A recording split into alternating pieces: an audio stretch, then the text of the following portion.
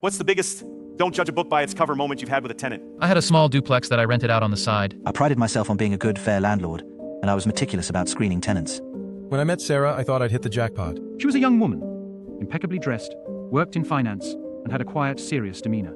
Her application was spotless, her references checked out, and she even had a glowing letter from her previous landlord. I was so relieved, thinking I'd found a gem who would respect the property. For the first 6 months, everything was smooth. Rent was always on time, and I never heard a peep.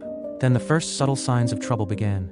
A strong, cloying, sweet smell started emanating from her unit, almost like a sickly floral air freshener trying to cover something else.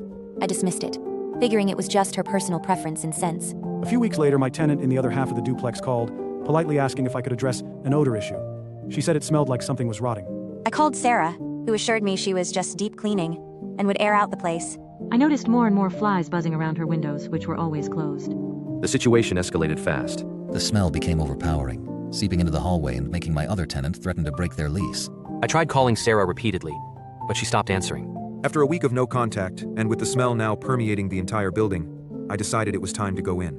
I gave a 24 hours notice, as per the lease, and, heart pounding, unlocked the door. The moment I pushed it open, a wave of stench hit me that almost knocked me off my feet. It was a vile mixture of rotting food, animal waste, and that cloying floral spray that had been so faint before. The living room was an unholy mess of hoarded trash, towering piles of pizza boxes, overflowing garbage bags, empty soda cans, and discarded clothes. The kitchen was a biohazard zone. Dishes caked with mold, countertops covered in grime, and something unidentifiable growing in the sink. But the true horror was the back bedroom. There, amidst even more trash, were at least 5 cats and 3 dogs. The animals were clearly neglected, living in their own waste. The entire room, from the floorboards to the lower walls, was saturated with urine and feces. Sarah was nowhere to be found. She had simply vanished. I immediately called animal control, who carefully removed the neglected animals. Then, the real nightmare of remediation began.